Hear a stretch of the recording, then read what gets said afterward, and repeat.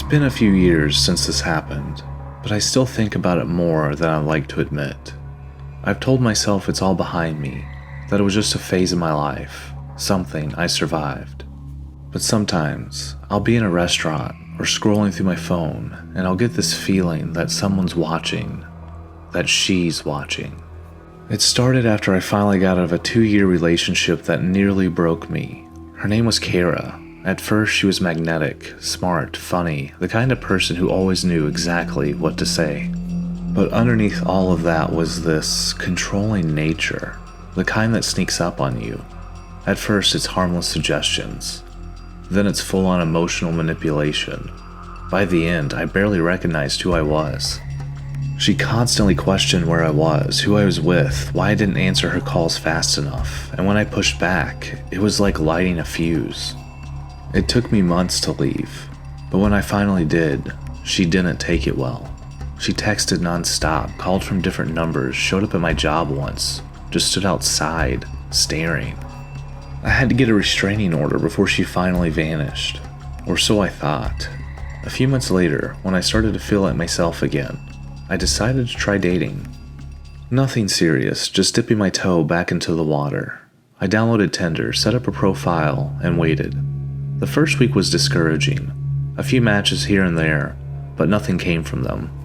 Most people didn't respond, or the conversations fizzled out after a couple messages. And then one night, I got a notification. Someone had messaged me first. That was new. Her name was Becky. She was gorgeous, long brunette hair, warm smile, something natural about her. Her profile said she liked hiking, horror movies, and 80s music, which just happened to be 3 of my favorite things. She even had a picture of her at Red River Gorge, where I had just taken a trip the year before. We hit it off immediately. Over the next week, we messaged constantly. Her sense of humor clicked with mine. We joked about the worst Tinder bios we'd seen. She told me she had a job in graphic design, was originally from a different part of the state, but had moved for school. It was easy, effortless, like the connection I'd always thought I'd have with someone before Kara. Eventually, I worked up the nerve to ask her out. She didn't hesitate. She said she'd love to. We agreed to meet at this little Italian restaurant downtown, 8 p.m. I remember feeling nervous for the first time in a while, but the good kind. The night came. I got there early, grabbed a booth, and waited. She hadn't texted to say she was late, and I started to feel that sinking sensation, like maybe I'd been stood up. But then, she walked in. She looked even better in person. I stood up, went to shake her hand, but she gave me a hug instead. We laughed, sat down, and ordered our food. And for the next hour, we talked about everything. Favorite horror movies, dream vacations, the weirdest jobs we've ever had. I hadn't smiled that much in a long time. When dinner was over, I walked her to her car. That probably should have been the end of it. But then she paused, asked if I had plans for the rest of the night. I didn't. She said it wasn't like that. She just really enjoyed hanging out and wanted to keep the conversation going. She said she lived just a few blocks away. I hesitated for a second, but then I got in the car. The drive was short, but silent, uncomfortably so. She'd been bubbly all evening, and now she stared straight ahead, barely speaking. I remember glancing over at her, trying to read her expression. Nothing, just blank. She pulled into a small apartment complex, tucked back from the road. When we went up to the 3rd floor, her place was clean and modern. Beige walls, houseplants, a record player in the corner. A framed poster from The Shining above the couch. She told me to make myself comfortable while she changed into something different. I sat on the edge of the couch for a bit, glancing around the room. On the end table was a stack of books, true crime mostly, some design magazines. Everything seemed normal. And then I saw the photo. It was hanging near the hallway. A big group photo, looked like a family reunion by a lake. Dozens of people standing together in front of picnic tables. I walked over to look at it, not really sure why. And that's when I saw her. Kara. She was in the picture, standing right next to Becky, arms around each other, smiling. It felt like the floor had dropped out from under me. I couldn't breathe, couldn't think. My stomach turned. Kara had always talked about a cousin named Rebecca. She said they were like sisters, but I had never met her. She was always away at college. Always just a name. Rebecca. Becky. I needed to leave. I turned towards the hallway, debating on if I should say something or just walk out. The longer I stood there, the worse it felt. I took a step towards the door, and it opened. Kara walked in. I froze. She didn't look surprised to see me. In fact, she smiled. Becky came out of the hallway and stood beside her, that same strange smile on her face. Both of them looking at me, like this was a scene they'd rehearsed. Kara said she'd seen my Tinder profile. She said she knew I never talked to her again directly, so she asked Becky to help, to lure me in. Becky looked down at the floor when she said that. She didn't seem so sure anymore. I tried to leave, walk towards the door, but Kara stepped forward, holding a knife, big enough to make my heart seize. She said I never should have left her, that if she couldn't have me, no one could. Her voice was colder than I'd ever heard it. I looked at Becky, hoping for something. Her smile had vanished. She looked afraid. She reached out, touched Kara's arm, asked her what she was doing. Kara snapped, told her to stay out of it, that I was going to pay. And for a second, her eyes weren't on me. I lunged. I knocked the knife away and shoved her hard. She screamed and tried to grab me, but I was already at the door. Becky didn't stop me. She stepped back and let me pass. I ran down those stairs, barely feeling my feet. When I got to the street, I called the cops. They found Becky still at the apartment, said Kara had run. Becky told them everything, that Kara said she just wanted to talk to me, that she had no idea it would turn violent. I believe her, I think, but I never returned her calls after that. I couldn't. That door was closed forever. Kara was found a few days later and charged. She spent some time behind bars, but not long enough. I moved a few towns over, started a new job, tried to forget, but some nights I still check over my shoulder when I walk to my car. I still keep my doors locked, even when I'm home, because the restraining order doesn't matter to someone like her, and because deep down, I don't think she's done with me. Not yet.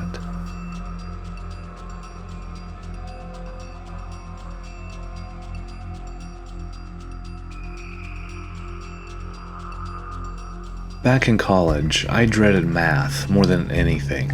I was one of those students who could coast through most classes with little effort, but math, it felt like a foreign language. The only reason I didn't drop out of that stats class the first week was because of where I sat, next to Rachel. She had this quiet confidence about her, blonde hair tied back most days, always showing up early, pencil already in hand, flipping it through the textbook like she actually enjoyed it. But she wasn't just smart. She had this energy, like this kind of person who made even the most boring class feel a little less miserable. We'd talk before class, sometimes during. Just the casual stuff, music, assignments, mutual complaints about how early it was. I started to look forward to it. Part of me wanted to ask her out, but I kept putting it off. I was terrified of rejection, that I'd make things weird and lose one bright spot in an otherwise miserable class. But right before fall break, we had a big exam coming up, and after class one day, Rachel actually asked me if I wanted to study together. She said we could meet at the library and go over notes. I tried to play it cool, but inside I was practically sprinting laps. We met that weekend, and honestly, we didn't get much studying done. We ended up talking more than anything. I felt like she really saw me, you know? Like she was actually listening, not just being polite. I started to think maybe, just maybe, she might feel the same. So, I took the shot. I asked her out. And to my absolute shock, she said yes. And not just yes, she looked excited. Since we were both staying on campus for fall break, we planned the date for later that week. Dinner and a movie, all on campus. I spent that whole day in a haze, nervous but excited. I walked over to her dorm, and we headed to this little Italian place in the student center. The food was forgettable, but the conversation wasn't. We joked, teased each other about our bad study habits. She told me some embarrassing high school stories, and I told her some of mine. It was easy, like we'd been friends for years.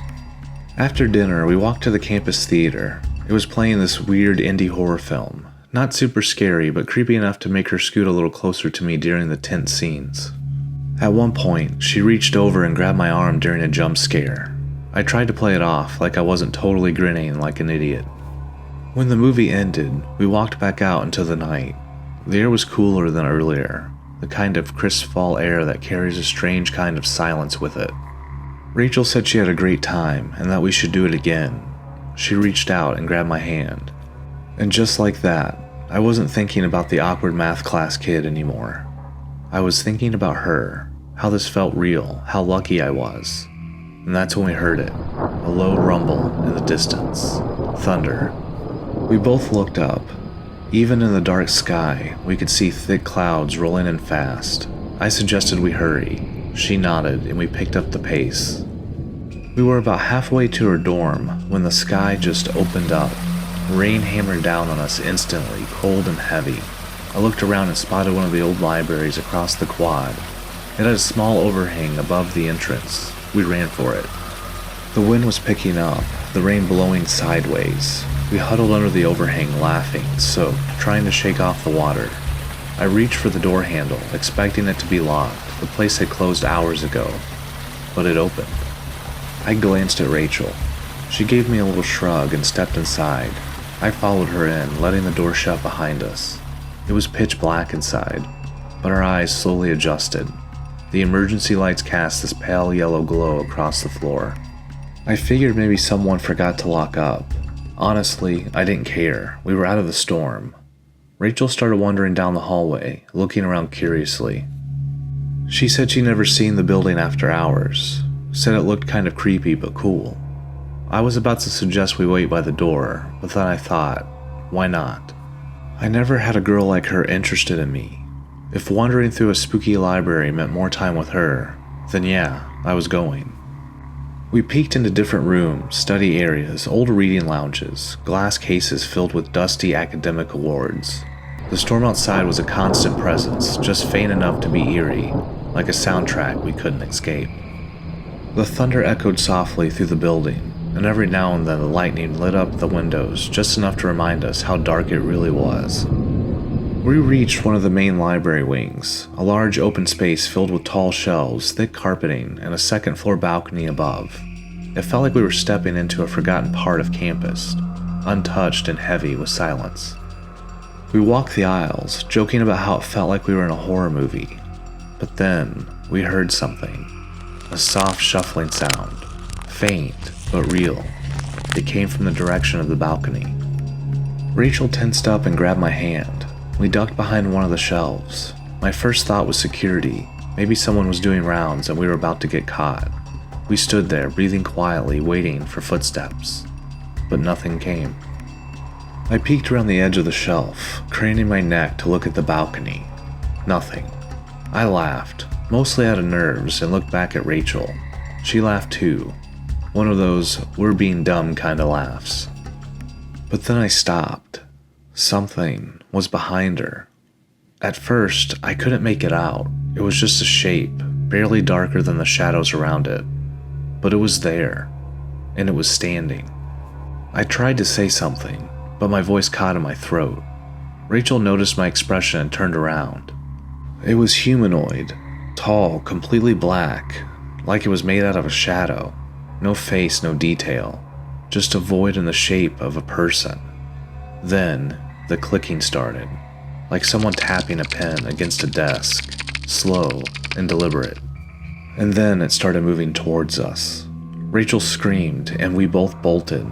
We ran through the maze of bookshelves, completely lost. Every turn looked the same. And that clicking, it never stopped. Sometimes it sounded far away. Other times, just inches behind us. No matter how fast we ran, it felt like it was always just right there. Finally, we burst into the main hall and spotted the front doors. We slammed into them, pushed through, and ran out into the storm.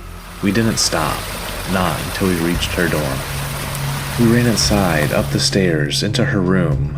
She locked the door behind us and we just collapsed onto the bed, soaked and shaking. Neither of us said anything for a while. What could we say? We still don't know really what we saw.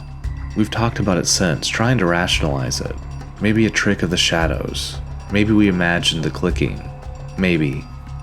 But even now, years later, when we talk about that night, we both remember the same feeling. That something was there, something real. And it wasn't supposed to be. Rachel and I are still together, believe it or not. We laugh when we tell people about our first date, but we never go near that library at night. Not anymore.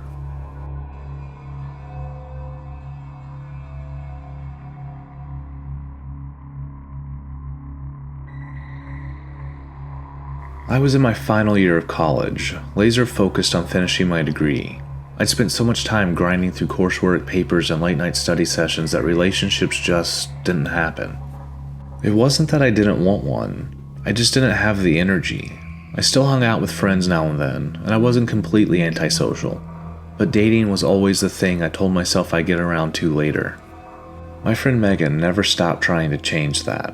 She was always teasing me, telling me I needed to put myself out there, but I always laughed her off. There was always another exam, another assignment. The idea of making small talk with some random guy just felt exhausting. That was, until the day we were supposed to meet outside of class. I was waiting by the water fountain near the lecture hall like we planned. It was our usual meetup spot before grabbing dinner. Megan was late, which wasn't unusual, but I started scanning the crowd anyway. I pulled out my phone to text her, but before I could, she came jogging towards me with this huge grin plastered across her face. I knew that look. She was up to something. Before I could even ask, she held out the small piece of paper. I took it, looked down, and saw a phone number scribbled across it. I just remember staring at it, confused. Megan launched into one of her rapid-fire explanations, the kind where I barely had time to blink. Apparently, she'd been talking to this guy in one of her classes named Jack. According to her, he was basically perfect. Smart, funny, good-looking. She said he was the kind of guy I had to meet. And here's the kicker. She showed him a picture of me, and he thought I was cute. So, Jack gave Megan his number and asked her to pass it along to me. At first, I laughed. It felt ridiculous, like some middle school matchmaking scheme. But Megan was adamant. She swore up and down that this guy was legit. I rolled my eyes and told her I'd think about it, mostly just to shut her up. We got dinner like normal, and after that I went back to my dorm. I tossed my backpack down, flopped onto my bed, and pulled out my phone to scroll for a bit. That's when the piece of paper with the number fell out onto my blanket. I picked it up, turning it over in my hands. I thought about what Megan had said. I mean, what's the worst that could happen? Just because I texted the guy didn't mean I had to marry him. Maybe I was overdue for something different.